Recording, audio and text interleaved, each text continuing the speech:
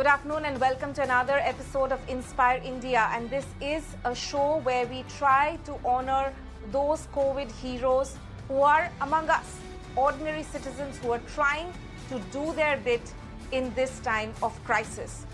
We repose our faith in the indomitable spirit of mankind to survive beating all odds. Even as our country faces this unprecedented pandemic, there are heroes among us who have stepped up to help out and tide over this crisis as well. In fact, on today's show, we are showcasing two such special guests. The first one is Sachin Deoli from Bhopal-based NGO Arushi. They're distributing food to the poor and the destitute, and they are also helping out in several other ways. We'll find out more during the course of this show. And our second guest is Iqbal Mamdani of the Mamdani Foundation, who's helping to cremate unclaimed bodies of COVID patients in Mumbai and Greater Mumbai region. I welcome both Sachin and Iqbal Mamdani to this show. And thank you so much to both of you for taking out your precious time. You're doing so much at this time of crisis. So thank you so much for taking out your time for us and joining us on this show on Mirror Now. First, let me go across to Sachin Deoli, who is in fact from NGO Arushi. Now, let me just introduce a bit and talk a bit about what Arushi is doing. The NGO Arushi is based out of Bhopal, as we said, and they are doing multiple things to make these tough times slightly bearable for the people who have been affected. The NGO started with distribution of food for the poor, and they are also distributing water, tea and snacks for on-duty cops. But of late, they have started conducting online classes for specially abled children, and they are also providing oxygen concentrators for free to those people who need it the most. Mr. Deoli, thank you so much for joining us here on Mirror Now. And what we can in fact see is that your NGO is helping out in a number of ways. Tell us, how exactly did you think of starting this initiative? Was it something that you were doing because you have an NGO already? Were you involved in this kind of work last year as well?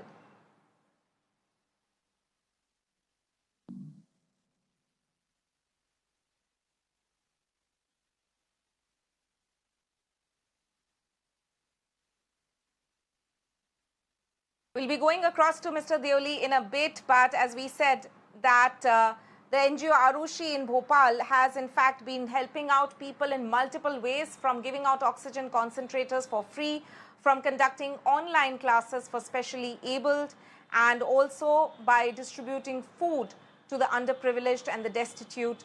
So the NGO has in fact been working in several ways to help out people amid this crisis, amid this unprecedented pandemic. And as we know that Bhopal is also one of the worst hit when it comes to COVID crisis in the country.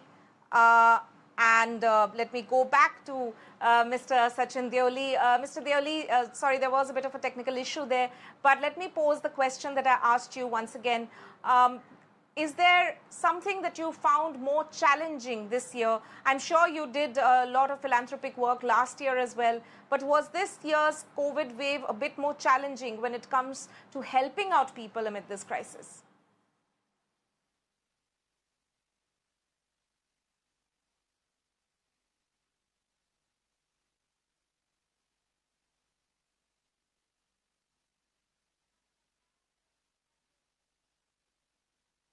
Right, we will be going back to Mr. Sachin Deoli in a bit. Let me first go over to Iqbal Mamdani now and talk about his initiative before we talk to Sachin Deoli. Now, Iqbal Mamdani is a senior journalist who has activated his NGO, the Mamdani Foundation, last year during the pandemic to extend help to people.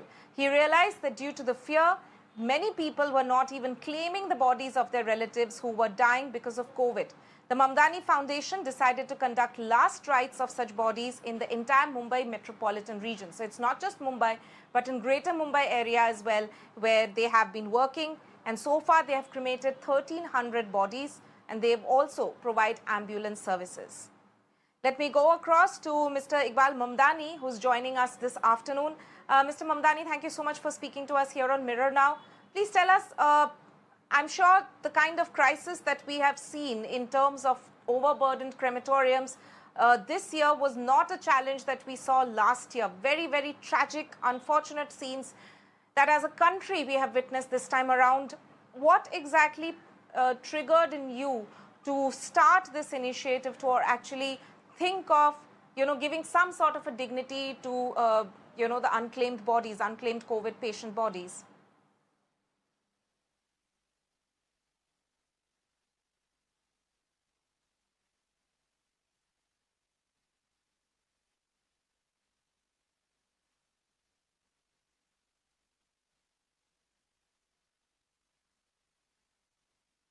So we'll be going across to Iqbal Mamdani as well. And, as we have in fact been saying that there have been a lot of NGOs which have been working round the clock during this pandemic in order to help out people, in order to help out those who need it the most, whether it comes to actually helping in terms of cremating bodies which have not been claimed, COVID bodies which have not been claimed, or whether it is in terms of giving food to those, the underprivileged, or giving oxygen concentrators. Even oxygen is something, as we know, which has become a major critical point in the COVID fight this year. So there are NGOs who've been working on a plethora of issues, and we are featuring two such NGOs today.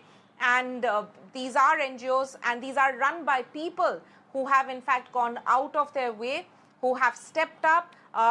They are ordinary citizens who are running small NGOs or small foundations who have actually taken up this mammoth task, because there is a major crunch on health infrastructure in our country right now as we know it. And in order to help out, they have stepped up and come forward in order to help those people who cannot afford to help themselves, those who need a bit of assistance. They have come forward to help out such cases as well.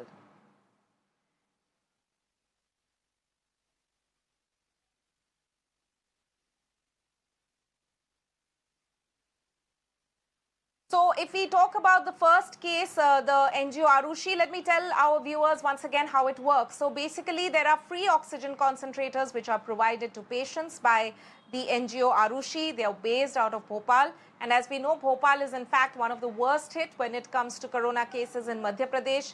We've also seen how the government there has in fact been going out of their way to make sure that the curve is spread. The spread is in a way curbed rather, but these are people over here. There are oxygen issues which have shown up there as well in order to help out people. The NGO Arushi has been working in Bhopal for this reason. Let me go across to Sachin Deoli now. We'll probably have fixed the connection with him at the moment. Mr. Deoli, can you hear me? Yes, मैं सुन पा रहा हूँ. सुन रहा हूँ. जी शुक्रिया हमारे साथ बात करने के लिए. आपसे बात करने में थोड़ी दिक्कत आई, बट नॉनदलेस अभी जैसे आप हमें सुन सकते हैं. मेरा सवाल आपसे था, पहली बात तो बहुत बहुत शुक्रिया, आप इतना अच्छा काम कर रहे हैं. आपकी एनजीओ इतने इस टाइम पे इतना अच्छा काम कर रही है. अगर आप हमें थोड़ा बता पाए कि किस तरह से इस वक्त इस बार की जो हम कोविड वेव देख रहे हैं वो आपके लिए और भी चैलेंजिंग हुआ होगा, आपके एनजीओ के लिए और भी चैलेंजिंग सिचुएशन रही होगी पिछले साल के कंपैरिजन से, क्योंकि इस साल में हमने जैसे देखा कि काफ़ी चुनौती थी सरकार के लिए भी, और even as an NGO I am sure you faced the same as well. So how was working this year, helping out people this year, different from what you experienced last year? जी हाँ, मैंने शुरुआत में कहा था कि पिछले साल से स्थिति काफ़ी बदल गई है. शुरुआत में तो किसी को पता नहीं था कि ये हम किस दिशा में जा रहे हैं और इसका अंजाम क्या होने वाला है. समय काफ़ी निकल गया, और जैसा कि आपने बताया, हम लोग दिव्यांग बच्चों के साथ यहाँ भोपाल में और मध्य प्रदेश में काम करते हैं. शुरुआत में हमने ऑनलाइन क्लासेस बच्चों की शुरू करी, और जो अभी भी चल रही है. बच्चों का जुड़ा रहना बहुत ज़रूरी है, क्योंकि अगर उनके साथ थोड़ा भी गैप होता है तो उनकी पोजीशन बैक हो जाती है और पीछे चले जाते हैं. और धीरे धीरे इस साल जैसे इसके दूसरा वेव आई है तो ये कुछ अलग है, और इसमें अभी और क्या होने वाला है, कैसा क्या होगा, चैलेंजेस बहुत सारे हैं. इस बार हमने कुछ आगे बढ़कर जो कि ज़रूरतें थी इस समय की, उस पर काम करना शुरू करा. कुछ हमारे वॉलंटियर्स हैं, आरुषि के काफ़ी सारे वॉलंटियर्स हैं जो अलग अलग जगहों पर रहते हैं, और वो समय समय पर आरुषि की मदद भी करते हैं. तो कुछ जो भारत के बाहर भी हैं, ऑस्ट्रेलिया में हैं, सिंगापुर में हैं और भारत में कई जगह हैं, उन्होंने मिलके हम लोग ने एक विचार नया विचार लाया कि जो पेशेंट्स हैं इस बार उनको कई तरह की ज़रूरतें पड़ रही हैं, हॉस्पिटल में वो जा रहे हैं, और जो पेशेंट्स घर में हैं उनको कुछ ज़रूरतें घर के हिसाब से पड़ रही। तो ऑक्सीजन कंसंट्रेटर जिसकी बात आप, तो हमने कुछ परचेज किए वॉलंटियर्स की मदद से, उन्होंने हमारी। तो ये जो ऑक्सीजन कंसंट्रेटर है, हम कहते हैं कि भोपाल में जिनको ये ज़रूरत है उनको फ्री ऑफ कॉस्ट निःशुल्क ये उपलब्ध कराई जाए। और काफ़ी सारे कॉल्स हमारे पास डेली आते हैं और हम जैसे उनको मदद कर पाते हैं मदद करते हैं। और डॉक्टरी सलाह तो उनको लेना ज़रूरी है, डॉक्टर जैसा बोलते हैं उसके आधार पर ये ऑक्सीजन कंसंट्रेटर वो लगाते हैं। जी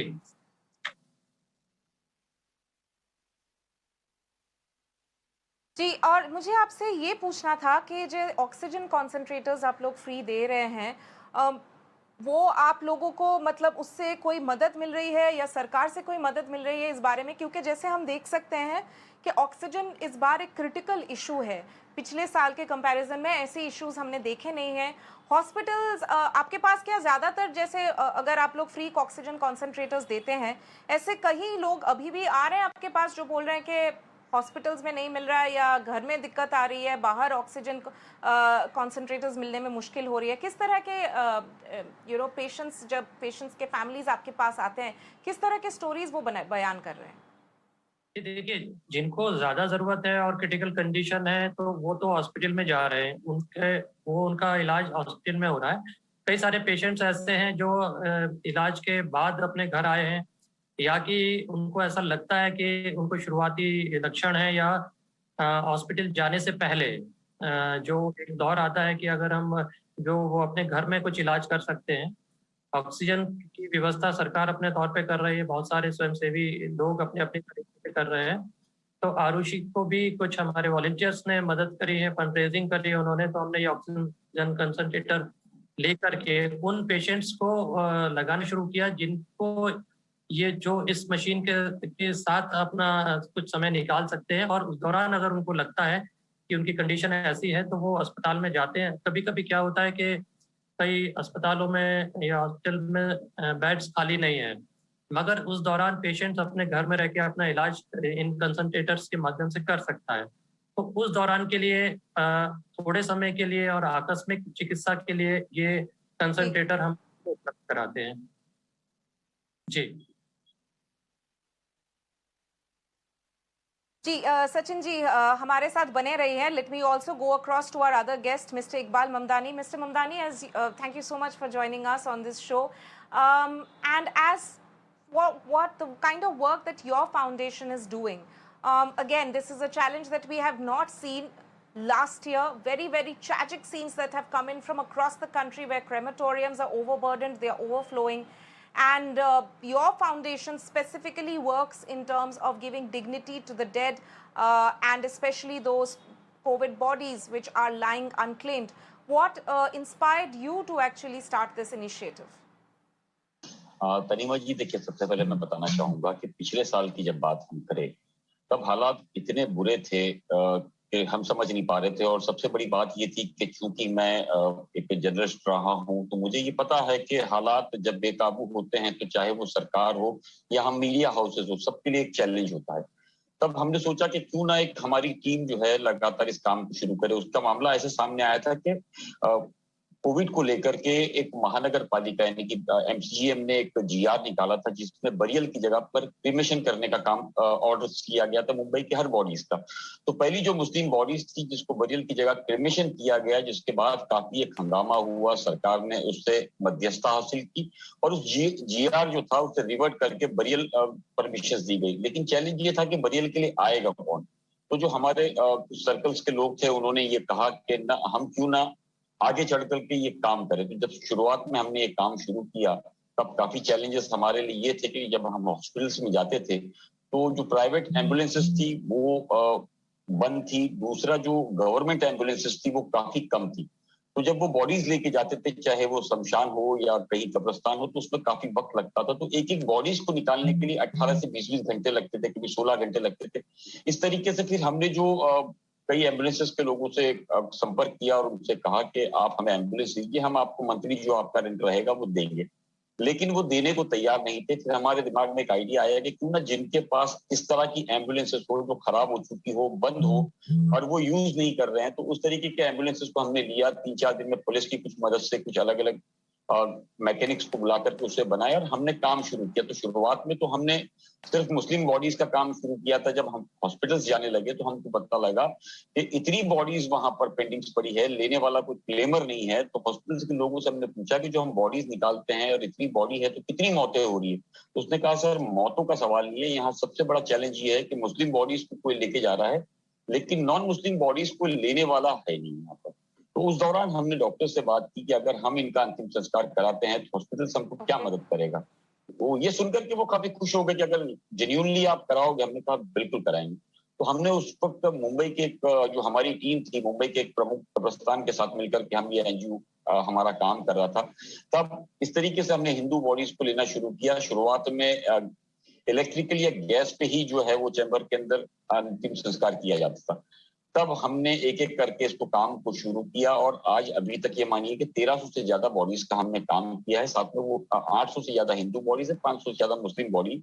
लेकिन इस पीरियड में हमने एक चीज और भी मार्क की थी कि कुछ ऐसी अननोन, अनक्लेम्ड और लावारिस बॉडीज पड़ी है जिसका कोई क्लेमर नहीं है और मुंबई पुलिस जो है उसका अंतिम संस्कार कराना चाहती है, लेकिन इस तरह की कोविड पोजीशंस के अंदर वो कर नहीं पा रही है। तो हम लगातार पिछले कुछ महीनों से इस तरीके का प्रयास कर रहे थे कि जितनी बॉडीज मुंबई पुलिस के पास है वो लेकर के उसका भी अंतिम संस्कार हमारी संस्था कराए, जिसको लेकर के मुंबई ज्वाइंट कमिश्नर विश्वास नागरे पाटिल से भी हमारी मुलाकात हुई और उनको हमने जब बताया तो उसने कहा कि बिल्कुल सही बात है, अगर आप लोगों का सहयोग रहा तो हम इन सारी चीजों को लेकर के आपको पूरा सपोर्ट करेंगे।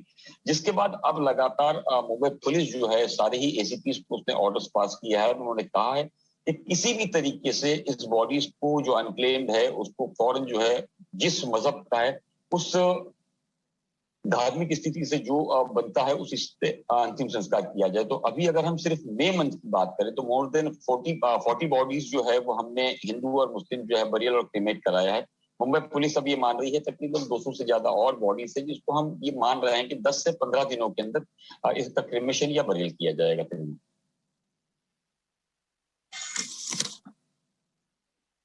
जी इकबाल जी, जैसे आज ईद का त्यौहार भी है और आप इस टाइम पे एक्चुअली हमारे साथ बात कर रहे हैं, आप मतलब बिकॉज ये एक इतना इम्पोर्टेंट इशू है, जैसे हम देख सकते हैं कि इस टाइम पे ये एक ह्यूमैनिटेरियन क्राइसिस है जो हमारे देश में अभी हम देख सकते हैं और इसलिए अभी इस टाइम पे व्हाट इज़ द मैसेज जो आप देना चाहते हैं आज के ओकेजन में भी, और अगर आप कुछ मतलब किस तरह से ये इनिशिएटिव को आगे लेके जाना चाहते हैं? तनीमा जी, मैंने शुरुआत में ही कहा कि हम जर्नलिस्ट लोग हैं जो दुनिया खुशियां मनाती है और हम स्टूडियोज में या बाहर रह करके काम करते थे, तो ये हमारे लिए कोई नई बात नहीं है। लेकिन हाँ ये जरूर है कि कल रात भी देखिए एक कॉल आया था तकरीबन 1:30 बजे, तो वहां से लेकर के सुबह 10 बजे तक हम एक बरियल ग्राउंड के अंदर थे जहां उस फैमिली को सपोर्ट कर रहे थे, किस तरीके से काम करना है, क्या करना है। अब इन सारी ही चीजों को लेकर के हमारी संस्था का ये मानना है कि ईद भले ही 4 घंटे 8 घंटे बाद या एक दिन बाद हम हमारे परिवार के साथ मना सकते हैं, लेकिन जिसका इररिपेरेबल लॉस है, जो व्यक्ति कभी उनके जीवन में लौट के नहीं आएगा, इस दुख की घड़ी में कम से कम हमारी संस्था उनका सहयोग करेगी, तो ये बहुत बड़ी चीज है। तो हमारी संस्था के साथ में लगातार एक पत्रकार संघ जो है और पत्रकारों की टीम है वो इसके अंदर प्रयास कर रही है। साथ ही साथ दूसरी एक हमारी जस्ट स्माइल फाउंडेशन है। ये हम 3 संस्था मिल करके अब इस कार्य को कर रहे हैं और हमारी चाहत ये है कि इस महामारी से किसी तरीके से हमारा शहर, हमारा देश जो है वो जल्द से जल्द बाहर आ जाए। और इस बाहर आने की एक ही वजह है कि हमारी जिस तरह के जो लोग हैं वो बाहर निकल के हमारे समाज में काम करेंगे, लोगों को ये मैसेज देने की कोशिश करेंगे कि आपको संभलना है, जो गवर्नमेंट ने गाइडलाइंस दी है उसको आपको फॉलो करना है। अगर कोई मदद चाहिए तो हमारे 24/7 नंबर्स चालू हैं, किसी भी तरीके से मुंबई के अंदर आप हमसे बात कर सकते हैं। इसी तरीके से अलग अलग महाराष्ट्र में कई एनजीओ है जो खुल करके अभी काम कर रही है, लोगों की मदद कर रही है। तो आम लोगों को भी चाहिए कि जो गवर्नमेंट ने SOPs दी है उसको वो फॉलो करे और ज्यादा बाहर न निकले। और ये भय का जो माहौल था वो पिछले साल के मुकाबले अभी काफी कम है। लोग अब अपने प्रियजनों की डेड बॉडीज में या इस तरह के अंतिम संस्कार में आने लगे, ये तो एक अच्छी साइन है। लेकिन लोगों को और भी थोड़ा सा फॉलो करना चाहिए, जिस तरीके से हम मान रहे हैं कि थर्ड वेव आने की उम्मीद है और जिसको लेकर के सरकार भी तैयार है, चाहे वो स्टेट हो या सेंट्रल। इसी तरीके से जनता को भी सतर्क रहना चाहिए और इसका एसओपीज को फॉलो करना चाहिए। रवीना जी। सचिन देओली जी, आपके पास अगर वापस जाए तो अगर आपसे हम ये पूछे कि किस तरह का मदद आपको लगता है कि एक एनजीओ वर्कर के हिसाब से आपको लगता है कि इस बार स्पेसिफिकली इस कोविड वेव के चैलेंजेस को नज़र रखते हुए और जो आपने एक्सपीरियंस किया है जब आपने लोगों से बात की है, क्या सतर्कता और भी होनी चाहिए और किस तरह की मदद या एड आपको लगता है कि सरकार को नज़र में रखना चाहिए when it comes to NGOs और people volunteers who are working on the ground? या अभी हो क्या रहा है कि कई ज़रूरी चीज़ें भी रुकी हुई हैं, जिनके लिए जो लोग बाहर जा सकते हैं, क्योंकि कुछ लोगों का निकलना ज़रूरी है पूरी सावधानी के साथ और सब तरीके के अपनाते हुए, प्रोटोकॉल को अपनाते हुए कुछ लोगों का निकलना ज़रूरी है। हमारी भी कोशिश है कि हम ऐसे लोगों तक पहुँचे, चूँकि हम जैसा कि आपको मालूम है, हम लोग बच्चों के साथ काम करते हैं और दिव्यांग बच्चों के साथ काम करते हैं और ये बच्चे करीब 1.5 साल से या 7 साल से हमारे ऑर्गेनाइजेशन में नहीं आ पा रहे हैं, तो हम लोग अलग तरीके से इनसे जुड़े हुए हैं।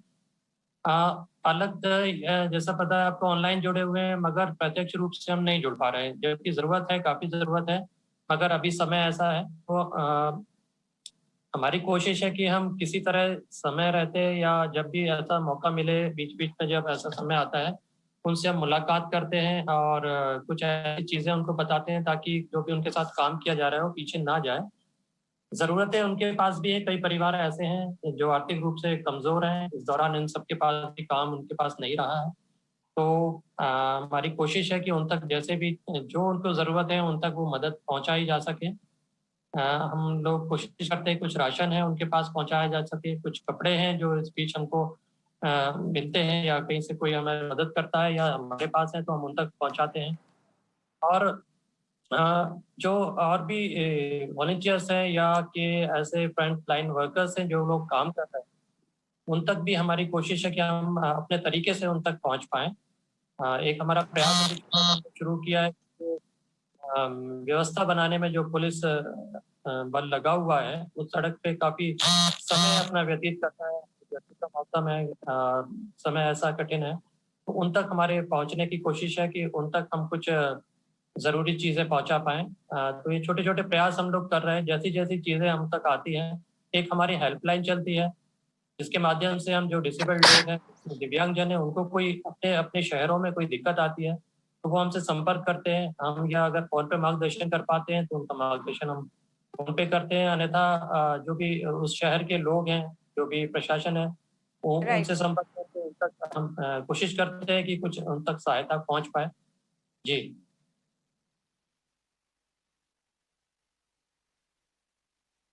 राइट, सचिन देओली जी और इकबाल ममदानी हमारे शो में आज ज्वाइन करने के लिए और आपका कीमती वक्त निकालने के लिए थैंक यू सो मच। और both of you are in fact doing a fantastic job amid this crisis when people need the most help at this hour. Thank you so much for joining us on the show today and talking about the fantastic work that you're doing.